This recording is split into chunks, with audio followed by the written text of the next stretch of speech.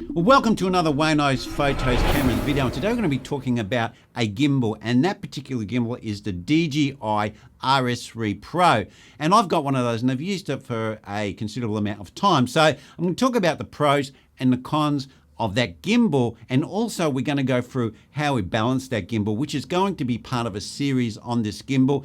And the second part is going to be how you use the follow functions on it. But today we're going to be talking about balancing the gimbal.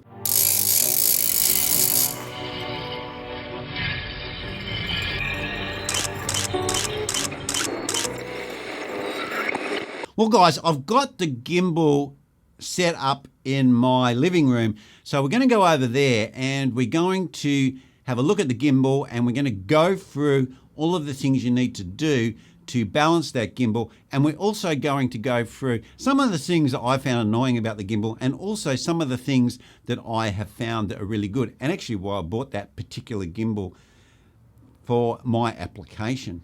Well, as you can see here, I've got my DJI RS3 Pro in front of me, and I've got a R3 Canon camera on it. Now I'm just going to take it off first because it's all locked in position. It's not even turned on. It's not even anything. So we're going to start from scratch. So if I just unlock it and take it off, the first thing you need to identify is on the bottom of this camera is a plate. Now the DJI plate, this is one of the negatives to this gimbal. The DJI plate, even though it's an Arca Swiss and the shape is the same, the way that it engages on the gimbal is different to an Arca Swiss. So you can't have this plate on the camera and just change it to other things. You can't have an Arca Swiss plate on your camera, which I have here, and that'll clip onto the DJI plate. And the reason is, it's because here you can see there's a latch that latches it on, and that latch basically sticks up too high to allow the Arca Swiss plate to come in. But there is a solution, and the solution is to get a small rig plate that fits in, that has a normal Arca Swiss connection where the knurled nut that screws up is at the back. I've got that on order, so that's coming. So that is a solution to this problem. Then you can use your Arca Swiss on your camera, and it will apply to all of your other devices. But apart from that, the plate does work on DJI, and it does fit in, so you can mount the camera onto the gimbal. So that's just one thing to consider when you're buying this gimbal.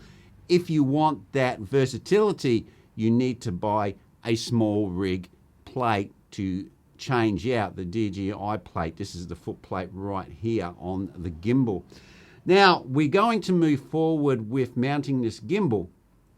And the first thing is we put the plate, which is the DJI plate, and make sure this plate needs to be pretty tight. I normally tighten it up with a 10-cent coin, or a coin that fits into that slot to get it a bit tighter. But for this application, we won't use the coin, but you need to have this quite tight, because when you fold it up, which this DJI RS3 Pro has, it has a fold-up function where you press the button, turn it off, it folds up, and you put it down, the camera moves. So when you come to turn it back on, it's not aligned. It's all out of balance, everything. So that is an issue that you need to do. So you've got to make sure this bolt here is nice and tight. So let's get this on the gimbal. Now it slides in. It doesn't clip in like a normal Arca Swiss plate. So that's something you need to be aware of. And that's why it's proprietary.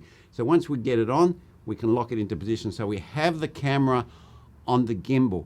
Now we need to balance it. Now when you balance it, you do it in steps, and the DJI gimbal has lockings for all three, and at the moment it's all locked. I can't turn it, I can't move it, it's all locked in position. So what you need to do is you need to adjust one at a time. There's actually 4 settings you need to do, because the way this gimbal's designed is not like other gimbals. So you need to do 4 adjustments. So the first thing is you unlock the first one, and as you can see, the thing swings down. So it's obviously not adjusted correctly. So what we need to do is we unlock this plate. It has a knurled nut here, which is quite nice, but it would be nice if this was on all of the arms, because the DJI gimbal is not the easiest gimbal, I believe, to focus. I've got a Firetech, and that's much easier to balance than this one. This one here, the adjustments, it's very hard to move it in small increments. so it kind of is hard to adjust. And with this gimbal as well, when you move the locking mechanisms, it actually upsets the balance for some reason. I don't know why. See, it's not perfect there, so we need to adjust it a little bit more. We need to push it forward a little bit more. Now we'll lock it. Now, once we hang it like this, you can see it's still not balanced. Now what that is it's the other arm here that needs to be adjusted. So if we hold it straight like this, we need to know that it needs to come up a little bit, and then we just put it back a little bit, and you keep doing this till you get it into the right position, which is actually right there. But you see, as you turn this little nut, it actually upsets the balance. See, it's slightly now moved to that way, but you just get it fairly close. You don't need to get it perfect at this stage. Now what you do is you lock that one off. So you go, okay, well, I've done that one and I've done this one, so I've locked it off. Now you unlock it and then you decide to adjust it. This one's actually pretty good. So as you can see, it kind of swings back to the middle. Now this is a bit of a design with the DJI. For some reason it does this. Now if it does this and swings backwards and forwards, it's usually got to do with this one at the top here. So if you release it, you'll see that it's still doing it. So I was making out that I'm a liar.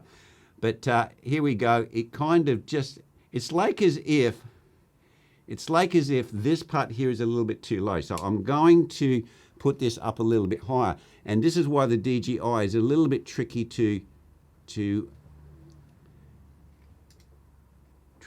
balance. So if we put that there, now we see we don't have it.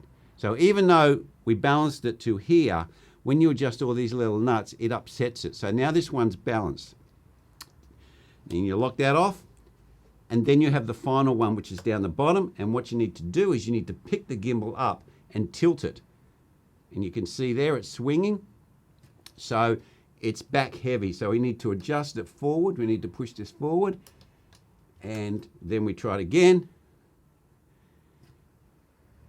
And it's still back heavy. So let's push it forward again. And you keep doing this until you've got it just about adjusted. And then what you do is once you've got it adjusted, you lock it off and you redo the whole thing again. So you unlock the top and we just make sure that this is staying in the position. See, it's not, it's falling down. So what that means is that it's still top heavy. So we need to drop this down a little bit. Okay, I've moved it heaps now, so it's not going to be even. So this is what you need to do. You move it little bit by little bit. Now, as you can see here, you're probably thinking, hey, look, Wayne, this is a pain in the neck to put this on. And you might think that's the case, but when you're actually balancing the gimbals, yes, it takes more time, and I would suggest that you do this. And I actually have two gimbals, and I put two cameras on two gimbals, so I have them all ready to go. This one's actually, the nut's unscrewed, as I told you before in here. So this is why it's upsetting it. And you also, as I forgot, you need to put your screen out, and you need to have any lens cap that you have fitted, you need to put on. It'll actually be out of balance now. So now we go through and do all of the balancing again.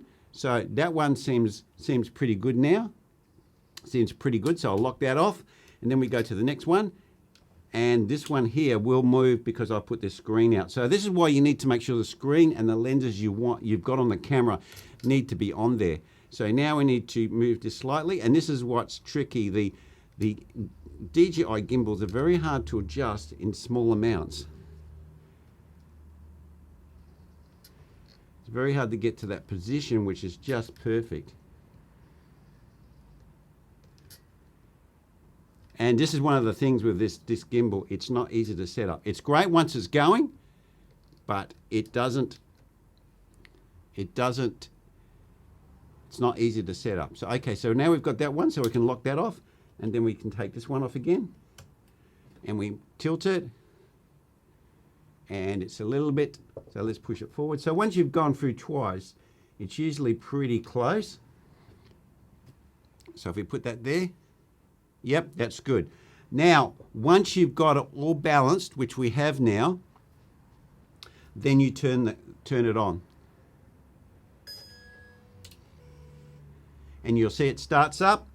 Now, when you start it up, you'll see that there's a screen comes up, and in the top left hand corner there's a auto balance setting, and what you do is you press that and it'll come up with this thing that with all these numbers on it, which basically is the motor strength. And then what you do is you set calibration, and you must hold it on a surface, and you must hold it tight because it vibrates and shakes, and you let it go through its process. It tells you what percentage it's going through, and once it goes through all of those different percentages, then it will actually finish, and it makes some funny noises. And once it's finished, it'll tell you, and then you press the screen, and then you get out of the screen. And then it's balanced, it's ready to go. You can pick the gimbal up and you can use it, and you can see it points where it's supposed to point, and it's all balanced. Now, the reason is you can see that it took me a bit of time to balance this gimbal, and you might go, hey, look, that's a pain. I could have took so many shots in that time. But why I like gimbal, there's two main reasons why I really like gimbals. I really love gimbals, is because the first thing is these things can do shots that you can't do handheld or on a monopod or any other way and get decent footage. These gimbals can do shots nothing else can do. They are a really fantastic tool, and they do take some practice to learn to use. They're not a very intuitive device because it's like you're driving a mechanical system from your hands. So you need to learn all of the follow focuses and functions of the gimbal before you can really start to get good footage out of it. And the second thing that I like as well is when you get into post, you don't have to worry about the stabilizer or your warp stabilizer in post trying to do this very difficult job of stabilizing the footage. And sometimes the stabilizers follow the wrong thing and you get a little bit of a warping in the picture. Whilst when you use a gimbal, it limits that to a significant degree. And the third thing is you don't have to worry about adjusting the horizon or leveling it because the gimbal keeps it level. It keeps it at a certain level. So that saves all that time in post, because the time I've spent here, which could be like 3 to 5 minutes setting it up, I'm going to save that time in post. And that's why I like the gimbal. And once you get used to using a gimbal with the camera on, it becomes very intuitive. You can move faster. You can get into shots quicker. You can get lower shots quicker. You can get higher shots quicker.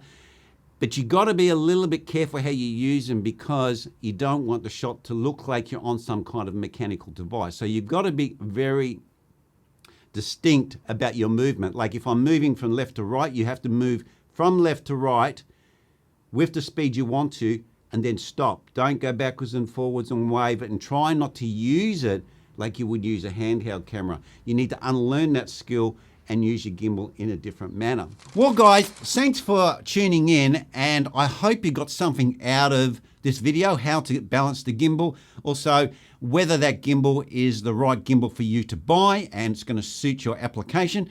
And that's where I'm gonna leave it, guys. So leave a like and a subscribe down below if you got something out of this video, and I will see you next video.